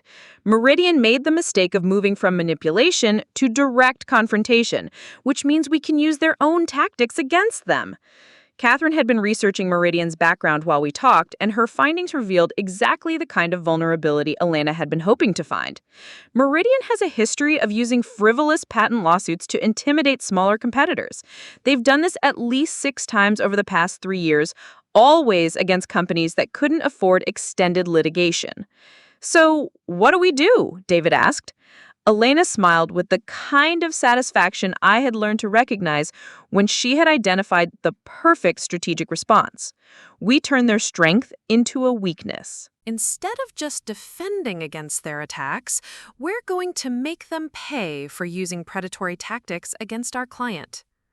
The plan Elena developed was more aggressive than anything we had attempted before. Instead of simply helping Nexus Analytics defend against Meridian's attacks, we would create a coordinated response that would expose Meridian's tactics to their other victims and potentially trigger a class action lawsuit that could devastate their business model. Catherine reached out to her network of industry contacts and identified 4 other companies that had been targeted by Meridian's patent trolling strategies over the past 2 years. Elena developed detailed case studies showing how Meridian's tactics followed predictable patterns designed to force quick settlements rather than legitimate patent disputes. My role was to analyze Meridian's financial structure and identify the specific vulnerabilities we could exploit if they continued their attacks against Nexus Analytics. What I discovered was that Meridian was heavily leveraged and dependent on acquisition-based growth to service their debt obligations. A successful legal challenge to their patent trolling activities could trigger covenant defaults that would put their entire company at risk. "This is beautiful," Catherine said when I presented my analysis. "Meridian has been using predatory tactics because they assumed their victims couldn't afford to fight back. But if we coordinate responses from multiple victims and demonstrate a pattern of abuse, we can turn their own leverage against them." Elena had already begun reaching out to the other companies that had been targeted by Meridian's patent trolling strategies over the past 2 years. The response was overwhelmingly positive. Companies that had been forced to pay nuisance settlements to Meridian were eager to join a coordinated response that might recover their losses and prevent future attacks.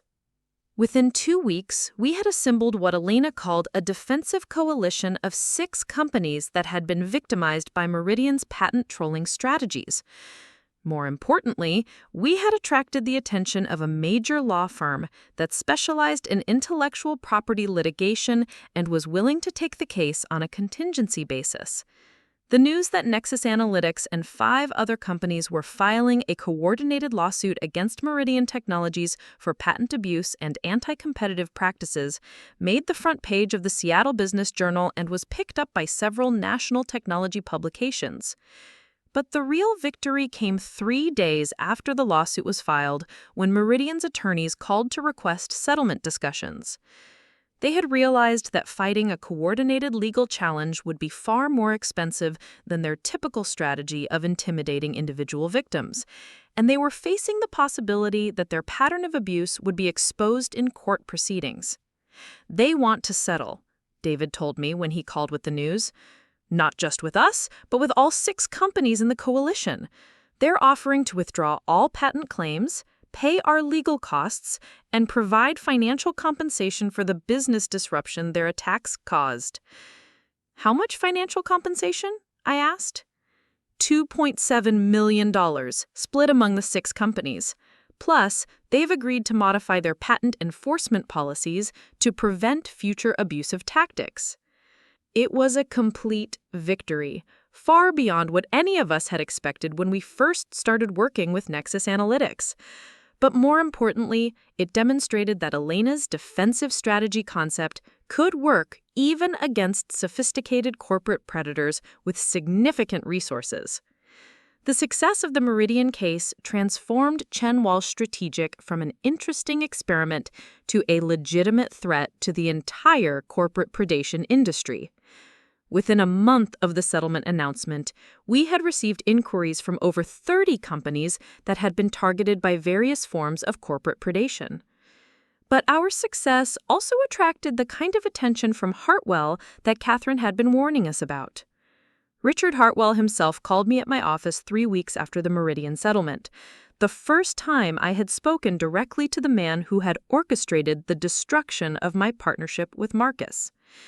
"Ms. Chen," his voice was smooth and cultured with the kind of confidence that comes from 30 years of successful corporate manipulation.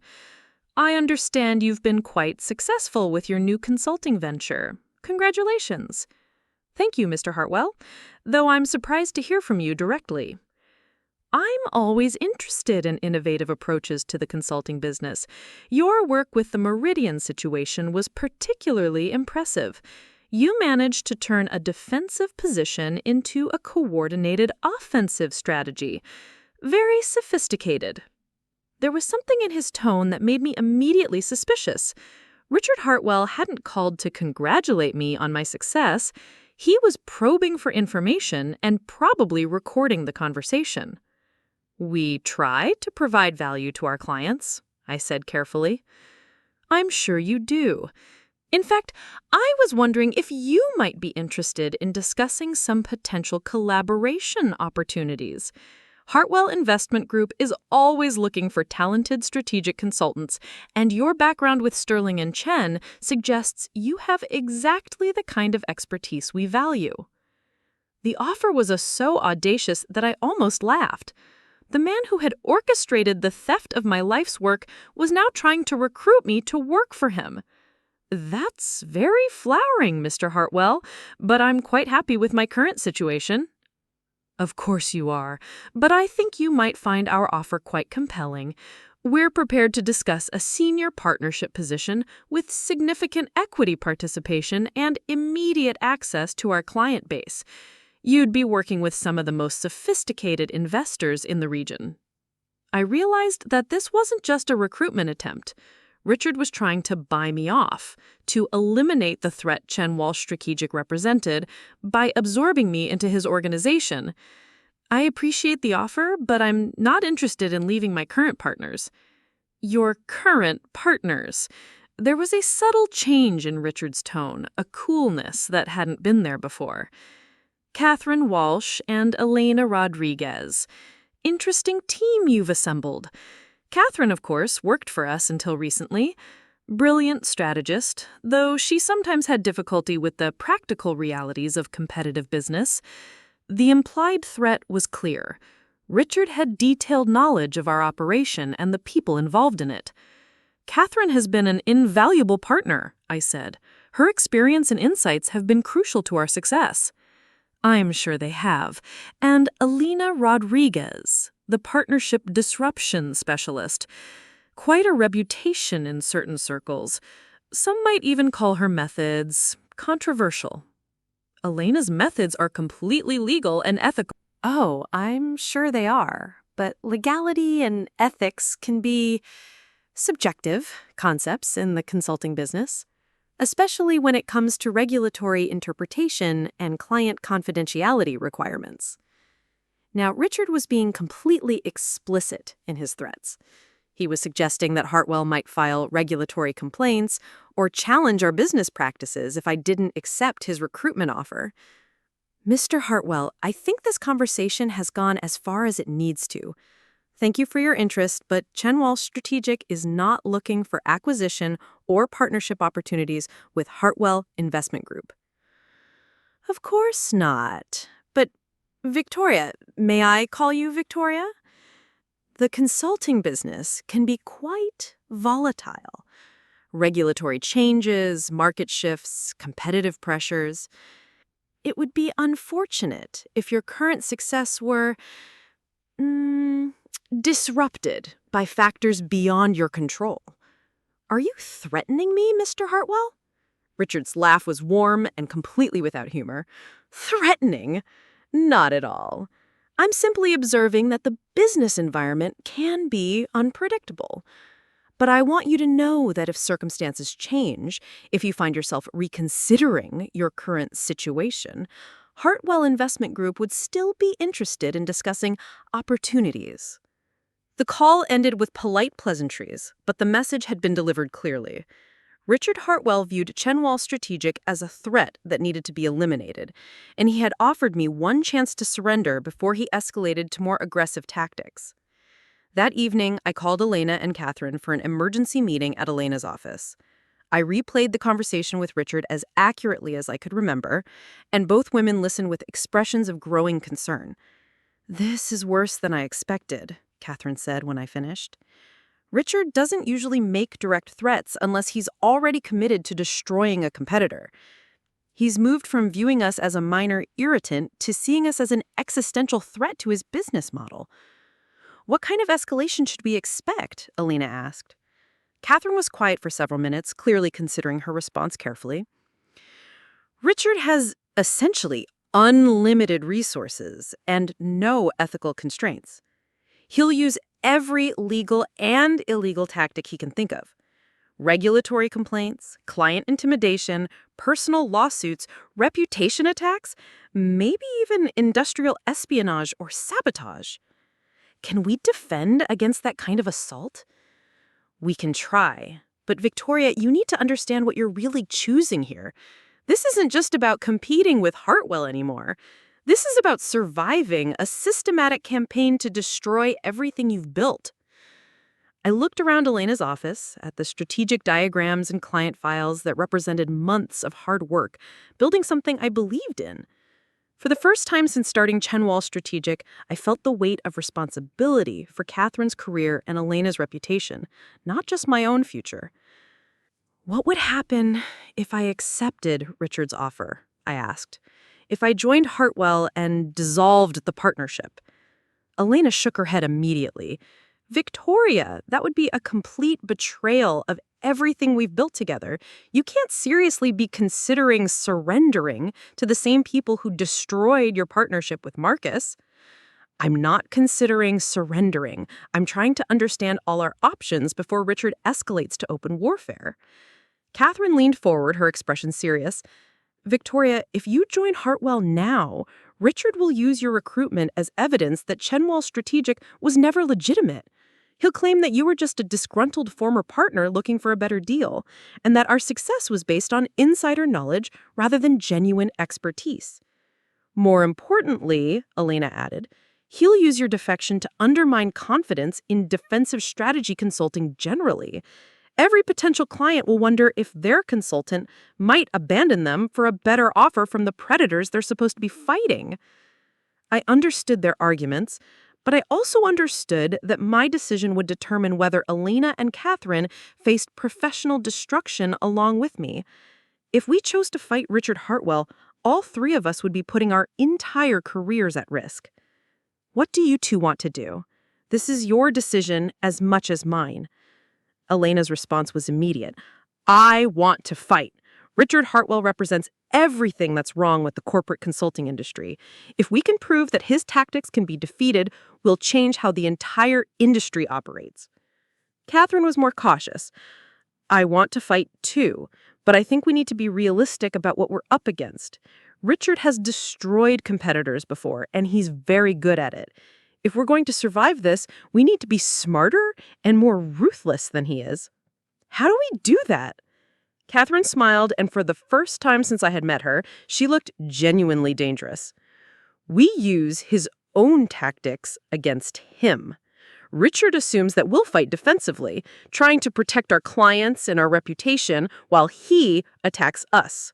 But what if we went on the offensive instead? Elena's eyes lit up with immediate understanding. You're talking about exposing Hartwell's tactics publicly, making them the target instead of us. I'm talking about destroying Richard's business model the same way he destroyed Victoria's partnership with Marcus. Systematically, ruthlessly, and permanently. The plan Catherine proposed was ambitious and risky, but as she explained it, I began to see how it could work. Instead of simply defending ourselves against Hartwell's attacks, we would launch a coordinated campaign to expose their predatory tactics to their victims, their clients, and the regulatory authorities. Elena would use her research capabilities to document Hartwell's pattern of partnership disruptions and corporate predation over the past decade. Catherine would leverage her industry contacts to identify Hartwell's victims and potential allies. I would analyze Hartwell's financial structure to identify vulnerabilities we could exploit. The key is coordination, Catherine explained. Richard's power comes from being able to isolate and destroy competitors one at a time. But if we can create a coalition of his victims and turn them into coordinated opposition, we can overwhelm his ability to control the narrative. What about resources? I asked. Hartwell has hundreds of millions in assets and dozens of attorneys. How do we compete with that? We don't compete with their resources, Elena replied. We make their resources irrelevant by changing the rules of engagement. Instead of fighting a traditional business competition, we turn this into a public accountability campaign. The strategy was elegant in its simplicity. Instead of trying to outspend or outlawyer Hartwell, we would make their predatory tactics so publicly visible and politically toxic that their clients and investors would begin to abandon them. There's one more thing we need to consider, Catherine said as we wrapped up the meeting. Richard's phone call was almost certainly intended to provoke exactly this kind of response. He knows that aggressive tactics tend to radicalize his opponents, and he may be counting on us to overreach and give him grounds for legal action. So what do? We make sure that everything we do is completely legal, completely documented, and completely transparent. We turn our campaign against Hartwell into a model of ethical corporate accountability that no one can challenge on legal or regulatory grounds. As I drove home that night, I realized that we had crossed a line that would make retreat impossible. We were no longer just building a defensive consulting firm, we were declaring war on one of the most powerful corporate predators in the region. But for the first time since Marcus had betrayed me in that conference room, I felt like I was fighting on ground of my own choosing, with allies I trusted for something I believed in. Richard Hartwell had made the mistake of assuming that I would respond to his threats the same way other victims had responded, with fear and capitulation. He was about to discover that some prey, when cornered, becomes predator. The first phase of our campaign against Hartwell began with what Elena called intelligence gathering. We spent 2 weeks systematically researching every partnership disruption, hostile acquisition, and corporate manipulation that Hartwell had orchestrated over the past 5 years. What we discovered was a pattern of predatory behavior so consistent and so well documented that Elena described it as a textbook case study in corporate sociopathy. Hartwell had targeted 43 successful partnerships or small businesses over the past 5 years, using variations of the same tactics that had been used against Marcus and me. In every case, they had identified companies with valuable intellectual property or client relationships, then hired specialists to create internal conflicts that would force dissolution or acquisition at below-market prices. Elena's research revealed that Hartwell had worked with 12 different partnership disruption consultants over the years, including Sophia Blackwood. But the most disturbing discovery was that Richard Hartwell had developed these tactics into a systematic business model that generated over 60% of his firm's acquisition-based revenue. This isn't opportunistic predation, Elena explained as we reviewed her findings. This is industrialized corporate theft. Richard has created a machine for identifying, targeting, and destroying successful small businesses. Catherine's research into Hartwell's victims revealed an even more troubling pattern. Most of the partnerships and businesses they had targeted never recovered from the disruption. Talented individuals like Marcus had been absorbed into Hartwell's organization, while their former partners had been effectively blacklisted from the industry or forced to start over in different fields. Richard doesn't just steal businesses, Catherine said. He systematically destroys the people who built them. It's not enough for him to acquire their assets. He needs to eliminate them as potential future competitors. My financial analysis of Hartwell's operations revealed the economic incentives that drove this behavior. By acquiring successful businesses at drastically reduced prices through manipulation rather than paying fair market value through legitimate acquisition, Hartwell was able to generate profit margins that far exceeded industry standards. They're essentially running a sophisticated theft operation, I told Elena and Catherine during one of our strategy sessions. The partnership disruptions and hostile acquisitions aren't just aggressive business tactics, they're a criminal enterprise disguised as legitimate corporate consulting.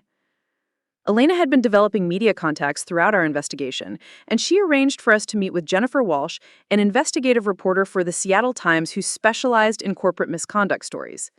Jennifer met us at a coffee shop in Capitol Hill, and I was immediately struck by her intensity and attention to detail. She took notes throughout our conversation, asking probing questions that demonstrated she understood both the legal and financial implications of what we were describing. "This is fascinating," Jennifer said after we had walked her through our research, "but I'm going to need independent verification of everything you've told me. Sources, documents, financial records, testimony from victims." "We can provide all of that," Elena replied. "We've already contacted 23 of Hartwell's victims, and most of them are willing to speak on the record about what happened to them." "What about Richard Hartwell himself? Have you approached him for comment?" I exchanged glances with Catherine and Elena. We had expected this question, but we hadn't yet decided how to handle it. "We haven't contacted him yet," Catherine said carefully. "Given our personal history with Hartwell, we thought it might be more appropriate for you to handle direct contact with their organization." Jennifer nodded. "That makes sense. What kind of timeline are you looking at for this story?" "How long would you need to verify our research and conduct interviews?"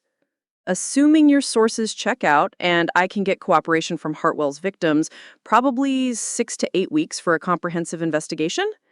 6 to 8 weeks. It seemed like an eternity given that Richard Hartwell was probably already implementing whatever retaliation he had planned against our firm. But Jennifer's investigation would only be effective if it was thorough and unassailable. "There's one more thing," Jennifer added as we prepared to leave. "If Hartwell is as sophisticated as you've described, they're going to figure out that you're behind this investigation. Are you prepared for them to escalate their attacks against your firm?"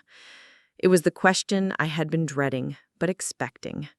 Our campaign against Hartwell would only work if we could survive their retaliation long enough for Jennifer's story to be published and for regulatory authorities to respond. "We're prepared," I said, hoping I sounded more confident than I felt. As we walked back to Elena's office after the meeting, I realized that we had committed ourselves to a strategy that would require us to endure whatever Richard Hartwell could throw at us for the next 2 months. If we could survive that long, we might be able to destroy his business model and protect future victims from his predatory tactics. If we couldn't survive, we would become just another casualty of his systematic approach to eliminating competition. The first sign that Richard had discovered our investigation came 4 days later when Catherine received a call from her attorney informing her that Hartwell Investment Group was claiming she had violated her non-compete agreement by working with Chen Walsh Strategic. They're demanding that I seize all activities related to strategic consulting and pay financial penalties for breach of contract, Catherine told Elena and me during an emergency meeting. They're also threatening to sue Chen Walsh Strategic for tortious interference with contractual relationships. Elena studied the legal documents Catherine had received. This is harassment, not legitimate legal action. Richard knows Catherine's non-compete doesn't apply to the kind of defensive consulting we're doing, but he's hoping we'll settle rather than fight an expensive legal battle. What do they want? I asked. They want me to dissolve my partnership in Chenwal Strategic and sign an agreement that I won't work in any capacity that could be construed as competitive with Hartwell's business model. I felt a familiar rage building in my chest, the same anger I had experienced when Marcus and Sophia had tried to force me out of my own company. Richard Hartwell was using the same playbook against Catherine that he had used against me, trying to isolate and eliminate his opponents one at a time. What happens if you fight this? I asked. Expensive litigation that could drag on for months or years. Even if we ultimately win, the legal costs and distraction could destroy Chenwal Strategic. And if you settle? Catherine's expression was grim. If I settle, Richard has successfully demonstrated that he can pressure our partners into abandoning the firm. Elena and you would be next. Elena leaned back in her chair, studying the legal documents with a calculating expression. Catherine, what if we didn't fight this defensively? What if we used this lawsuit as an opportunity to put Hartwell's business practices on trial? What do you mean? I mean, what if we countersued for fraudulent inducement, conspiracy, and racketeering? What if we used discovery proceedings to force Hartwell to turn over documents about all their partnership disruption activities? Catherine's eyes widened as she understood what Elena was suggesting. You want to turn their harassment lawsuit into a legal platform for exposing their entire predatory operation. Exactly. Richard is assuming that we'll either settle quietly or fight defensively. But what if we treated this as the opening move in a much larger legal battle? The strategy Elena proposed was aggressive and risky, but it offered the possibility of accelerating our timeline and forcing Hartwell into a defensive position much sooner than we had originally planned. I called Jennifer Walsh that afternoon to update her on this development, and her reaction was immediately enthusiastic. "This is perfect," she said. "If you're going to be in litigation anyway, I can use court filings and discovery documents as sources for my investigation.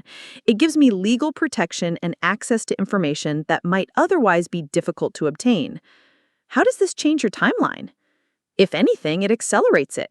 Court filings are public records, which means I can start writing stories based on your countersuit allegations immediately. The longer this litigation drags on, the more opportunities I'll have to expose what Hartwell has been doing. That evening, I sat in my apartment reviewing the strategic documents Elena and Catherine had prepared for our countersuit, trying to absorb the magnitude of what we were attempting. We were accusing one of the region's most powerful investment firms of operating a criminal enterprise, and we were using their own legal attack against us as the platform for those accusations.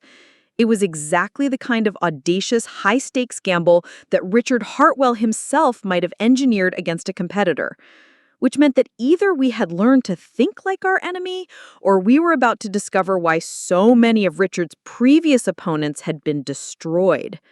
But as I read through Elena's detailed analysis of our legal strategy and Catherine's assessment of our chances of success, I realized that for the first time since Marcus had betrayed me in that conference room, I was exactly where I wanted to be. Richard Hartwell had spent 5 years perfecting a system for destroying successful partnerships and absorbing their assets. He had become so confident in his methods that he assumed all opposition could be intimidated, bought off, or eliminated through legal pressure. He was about to discover that some opponents, when pushed far enough, stop trying to defend themselves, and start fighting to win.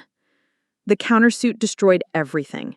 Jennifer Walsh's expose went viral, revealing Hartwell's systematic partnership manipulations. Within weeks, clients fled, regulators investigated, and Richard Hartwell's empire crumbled. Marcus called, broken and fired. "I destroyed us for nothing," he confessed. I accepted his apology but couldn't forgive the betrayal. Chen Walsh Strategic became the top defensive consulting firm. Elena built a research institute. Catherine testified before Congress, and I discovered I excelled at business development. At a keynote speech, I told hundreds of investors, some prey when threatened, evolves into something more dangerous than predators. A young entrepreneur asked how to protect her partnership. I advised, fight back harder than they expect. Richard wasn't wrong calling me bitter. I wasn't bitter anymore. I was prepared. Up next, you've got 2 more standout stories right on your screen. If this one hit the mark, you won't want to pass these up. Just click and check them out.